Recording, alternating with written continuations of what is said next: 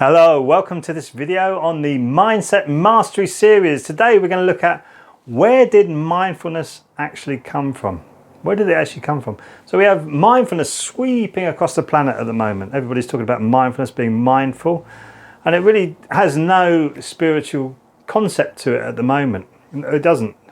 You can do it without any spiritual connotations to it, so it's just really focusing your mind on the moment. But it goes deeper than that, and actually the mindfulness we've got today actually comes from the Buddha, the Buddhist practices. So you've got the 4 elements of mindfulness, which I won't go into in this video, but that's where our mindfulness comes from. But that Buddhist mindset for mindfulness actually comes from Sakshi Bhav, which actually means witness mentality. That's the original mindfulness. It comes from the Vedas. Sakshi Bhav, witness your mentality, witness mentality. So you're witnessing your mental mind, you're witnessing it. That's the original mindfulness. And if you look at the Hermetic codes, everything is mind. That's what they say, everything is mind. So the mind is interacting with everything, can focus with everything. So everything is mental. Everything is mental. Certainly it's in this world, but that's what they say. Everything is mental. So Sakshi Bhav is the original witnessing your mentality. So that, remember we were talking about the chariot, and we're talking about the soul, and you're witnessing it, you're seeing it, you're observing it. And that's what people say in the spiritual realms. When you're saying you're detaching from it, doesn't mean you're not caring or not actively partaking in this material life. Doesn't mean that whatsoever. It just means you're observing it, and then you come back for your wisdom. And your wisdom starts to flow through you. So you're witnessing your mentality. Really important distinctions to have. And that will help you master your mind, because you realize that your mind is a brilliant tool. It can get you to do so many brilliant things if you train it in the right way, which is why you're watching these videos. Mindset mastery, really important to get this inside of you so that you can grow as a human being. You can grow and blossom into the human being that you want to be. Just imagine a flower was trapped with lots of negative information. It would never bloom. It would never have that beautiful perfume.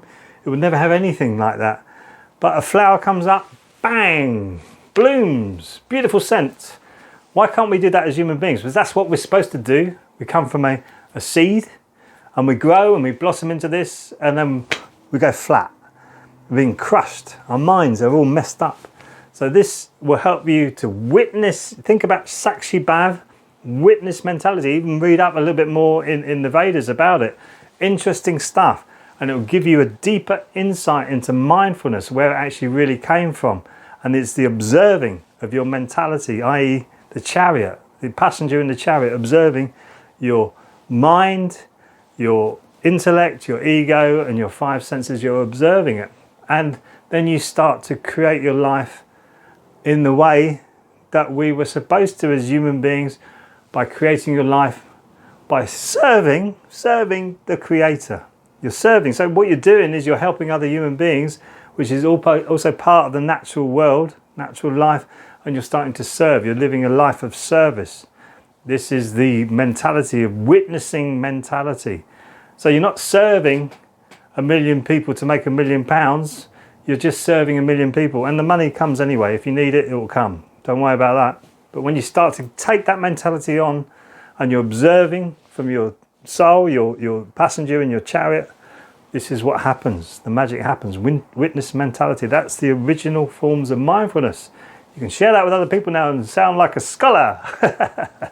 But that's it, Sakshi Bhav. Lots of great stuff in the Vedas. You can find it for yourself as well. If you want to go deeper with this, and I do go deeper with these concepts, you can find that in the Dream Method. You can click the link below. You can go to the webinar, mainly dealing with emotional childhood wounds and clearing up your anxiety, stress and depression, focusing your mindset on what you really want. That's what it's all about. So if you want to try that, go a little bit deeper, give you 5 steps of the stepping stones I use as the Dream Method. And you can watch the webinar, and if you want to go further with it, it's very clear, the instructions at the end of the webinar. If not, I'll see you in the next video. Until then, be well, keep shining.